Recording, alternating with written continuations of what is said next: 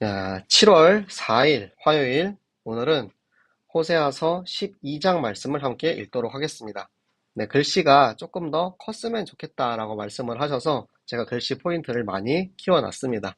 네, 여러분은 한 화면에 몇 절 들어가지 않지만 네, 여러분들의 가독성을 위해서 함께 성경 읽기 위해서 키워놨으니까 여러분도 소리를 내서 함께 성경을 읽으면서 네, 오늘 유라익 성경 함께 하도록 하겠습니다. 네, 우리 함께 읽겠습니다. 에브라임은 바람을 먹으며 동풍을 따라가서 종일토록 거짓과 포악을 더하여 아수르와 계약을 맺고 기름을 애굽에 보내도다. 여호와께서 유다와 논쟁하시고 야곱을 그 행실대로 벌하시며 그의 행위대로 그에게 보응하시리라. 야곱은 모태에서 그의 형의 발뒤꿈치를 잡았고 또 힘으로는 하나님과 겨루되 천사와 겨루어 이기고 울며 그에게 간구하였으며 하나님은 베델에서 그를 만나셨고 거기에서 우리에게 말씀하셨나니 여호와는 만군의 하나님이시라. 여호와는 그를 기억하게 하는 이름이니라. 그런즉 너의 하나님께로 돌아와서 인애와 정의를 지키며 항상 너희 하나님을 바랄지니라. 그는 상인이라 손에 거짓 저울을 가지고 속이기를 좋아하는도다. 에브라임이 말하기를 나는 실로 부자라. 내가 재물을 얻었는데 내가 수고한 모든 것 중에서 죄라 할 만한 불의를 내게서 찾아낼 자 없으리라 하거니와 내가 애굽 땅에 있을 때부터 나는 내 하나님 여호와니라. 내가 너로 다시 장막에 거주하게 하기를 명절날에 하던 것 같게 하리라. 내가 여러 선지자에게 말하였고 이상을 많이 보였으며 선지자들을 통하여 비유를 베풀었노라. 길르앗은 불의한 것이냐? 과연 그러하다. 그들은 거짓되도다.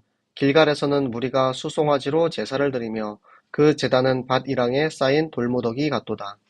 야곱이 아람의 들로 도망하였으며 이스라엘이 아내를 얻기 위하여 사람을 섬기며 아내를 얻기 위하여 양을 쳤고 여호와께서는 한 선지자로 이스라엘을 애굽에서 인도하여 내셨고 이스라엘이 한 선지자로 보호받았거늘 에브라임이 경노하게 함이 극심하였으니 그의 주께서 그의 피로 그의 위에 머물게 있게 하시며 그의 수치를 그에게 돌리시리라.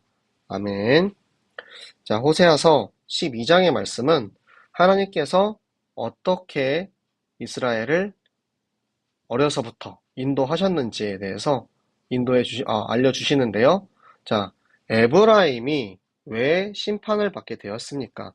자, 에브라임이 바람을 먹는다라는 것은 무슨 뜻이냐면, 바람은 결국에는 허망하게 사라질 것입니다. 사라질 것을 우리가 먹고, 동풍이 뭐냐면, 그 당시에 팔레스타인에서부터 불어오는 동풍은 엄청난 뜨거운 사막지대이기 때문에 건조하고 뜨거워서 그 지역에 동풍이 불어오면 그 지역에 살고 있는 것들이 다 말라 비틀어 파멸되게 하는 그런 것을 상징을 합니다. 그러니까 지금 에브라임이 하는 이 아수르와의 계약, 기름을 애굽에 보낸 것은 스스로를 파멸하게 하는 헛된 것이라는 거예요. 아수르는 자기를 쳐들어올 것처럼 보이니까 아수르에게 조공을 보내서 우리 공격하지 마세요 이렇게 하면서 오히려 적대국인 애굽에는 기름을 보내면서 이제 양다리로 국제관계를 하면서 혹시라도 애굽이 우리를 구해줄 수 있지 않을까라는 것을 기대하는 거예요. 그래서 하나님께서는 그 유다와 논쟁하시고, 논쟁이 뭐냐면 이제 법적으로 이제 소송을 걸었다는 거예요. 확실한 절차를 밟았다라는 것입니다. 소송하고 정죄하여서 심판받게 되기까지 하나님께서 그들의 행위대로, 그들이 한 대로 결국에는 그들이 그 모든 일들을 보응당하게 됩니다. 자, 여기서 야곱이 어떤 사람인지에 대해서 나오는데요. 자, 야곱은 뭡니까? 야곱은 이스라엘입니다.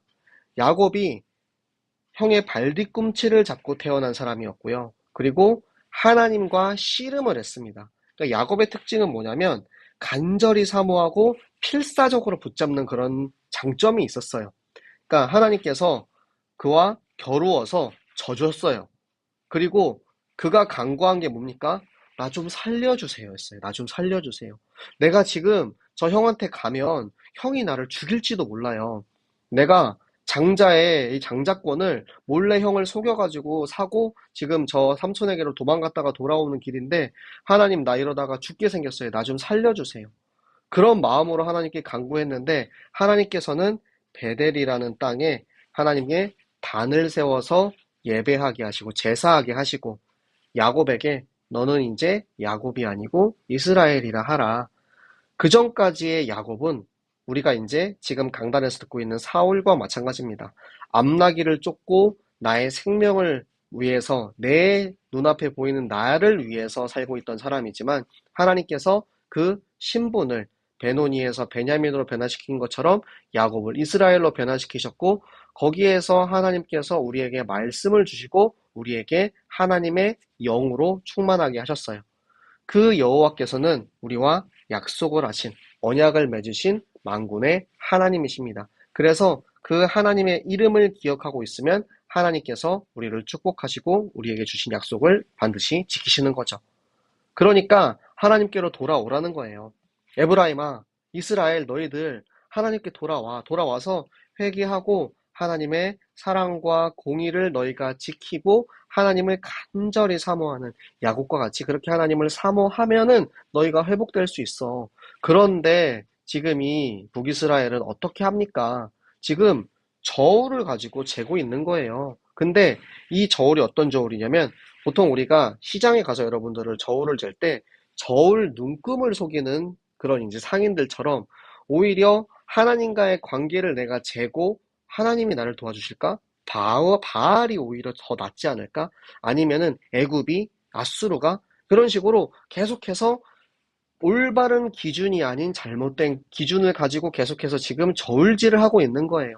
그리고 결국에는 에브라임이 나는 지금 부자야. 나 지금 재물이 많아. 그러니까 이 이스라엘이 풍족하게 된 것이 이 교만하게 되고 타락하게 되는 계기가 되어서 결국에는 내가 보니까 내가 지금 전혀 아쉬울 게 없는데 내가 지금 내가 뭐 속였다고? 나는 전혀 나 지금 죄가 없어. 왜냐하면 지금 영적으로 이미 둔해져 있는 거예요.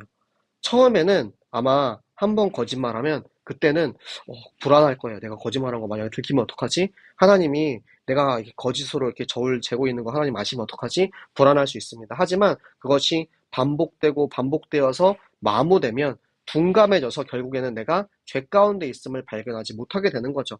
우리의 모습 또한 그렇습니다. 처음에 내가 하나님 앞에 예를 들어서 한 번 예배를 빠졌어요. 아니면 한 번 예배를 지각했어요. 그게 처음에는 늦어서 어떡하지?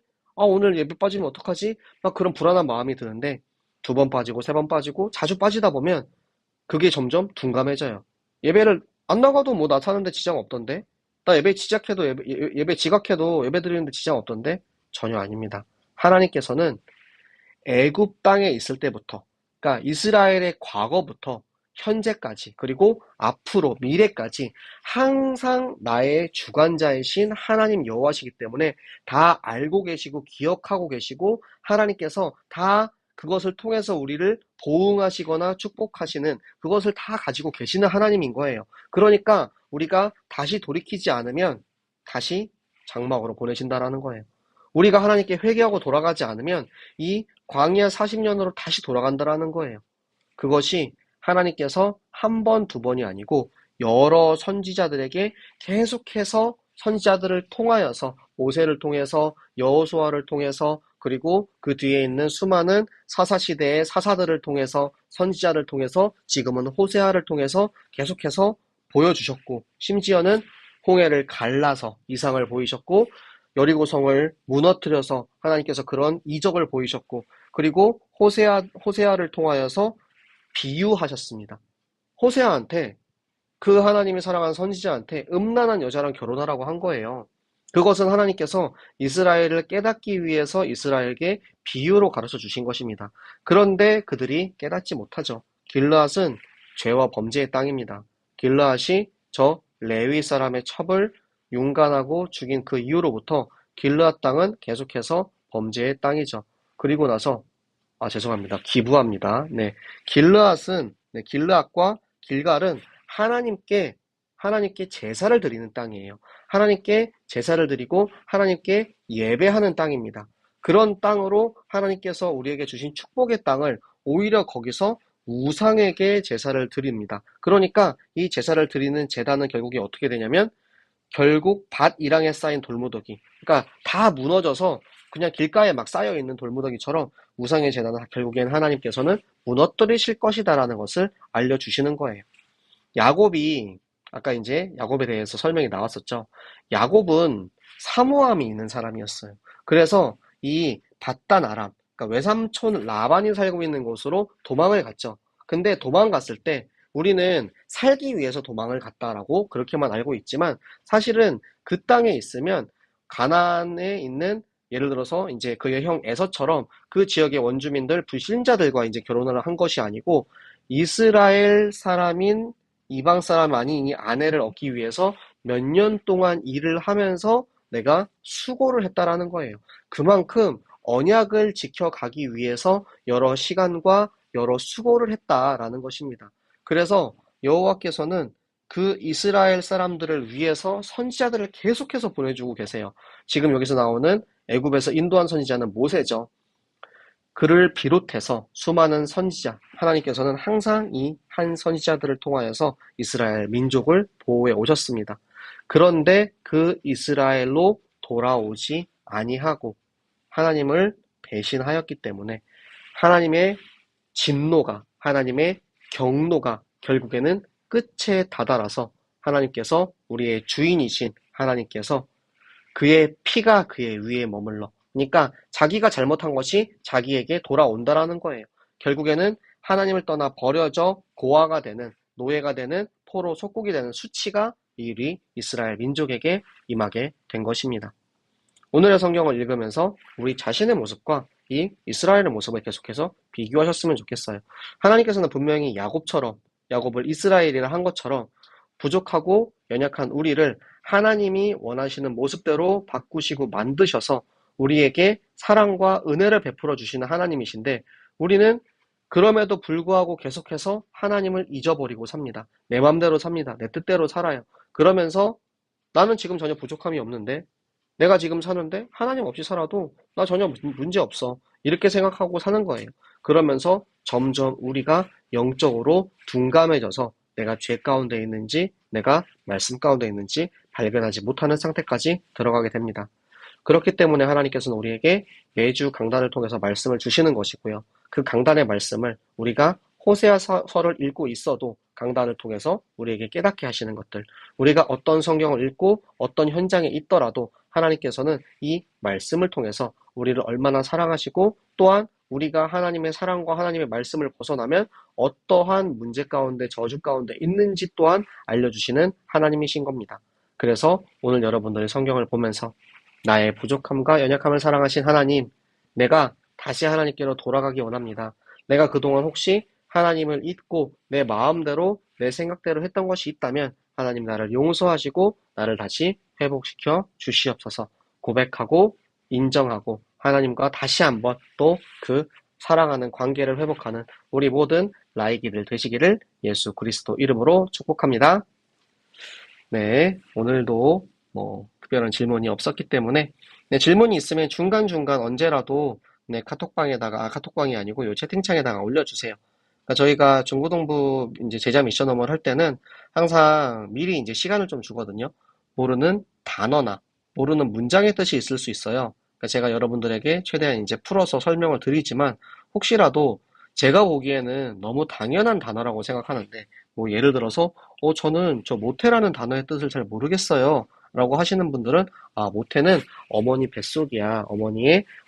어머니 이런 거야. 이제 단어 뜻을 또 이제 설명할 필요가 있는 그런 부분들은 제가 이제 알려드릴 수 있으니까 혹시라도 제가 모르면 또 제가 이제 찾아보고 공부해서 내일 또 알려드릴 수 있으니까 여러분 항상 문제가 있으면 잘 모르는 게 있으면 질문하시고 그래서 여러분이 또 함께 만들어가는 그런 유라익 성경 되기를 바랍니다. 네, 그러면 기도하고 마치도록 할게요. 살아계신 하나님 너무나도 감사를 드립니다. 하나님 오늘도 우리에게 말씀을 주시고 말씀을 통해서 나를 얼마나 사랑하시는지 나를 얼마나 아끼시는지 그 은혜와 사랑을 깨닫게 하심에 너무나도 감사를 드립니다. 하나님 우리가 날마다 말씀 안에 거하는 하나님의 자녀 날마다 말씀과 함께 동행하도록 주여 인도하여 주시옵소서. 하나님 오늘도 정말 저 이스라엘의 타락한 모습을 통해서 우리의 모습을 돌아봅니다. 하나님 내가 혹시라도 나의 인본주의적인 생각, 나의 욕심 때문에 하나님 내가 지금 있는 이 영적인 문제 가운데 내가 마모되어지고 부족해서 깨닫지 못하는 일이 있다면 하나님 말씀으로 깨닫게 하시고 하나님 우리가 다시 하나님께로 돌아와서 하나님을 아는 지식, 하나님을 아는 이 말씀을 통해서 우리의 모든 관계가 회복되게 하여 주시옵소서. 우리에게 말씀 주시고 인도하시고 축복하신 하나님께 감사드리며 살아계시는 주 예수 그리스도 이름으로 기도드렸습니다. 아멘. 네, 다들 수고하셨습니다. 네, 우리 마지막까지 또 이렇게 출첵해 주시고 들어와서 함께 읽어주시는 여러분들 너무 감사드리고, 네, 우리 앞으로 계속해서 성경을 통해서 우리가 하나님을 알고 또 하나님께서 우리 한 사람 한 사람을 사랑하셔서 깨닫게 하시는 것들 여러분이 또 함께 또 이렇게 포럼해 주시고 또 이렇게 자꾸 이렇게 의견도 이렇게 올려주셔서 네, 앞으로 우리가 이 영적인 시스템을 날마다 성경 읽기를 계속해서 지속해 가기를 바랍니다. 네, 오늘도 늦은 시간까지 수고하셨고요. 그럼 우리 내일은 제가 또 설교인데, 네, 설교 준비도 해야 되고, 유라익 준비도 해야 돼서 사실 수요일은 좀 빡세긴 한데, 그럼에도 저는 10시에 여러분 만나러 오도록 하겠습니다. 그럼 내일 예배 때 보고, 내일 또 유라익 성경 10시에 다시 또 만나도록 하겠습니다. 여러분 안녕.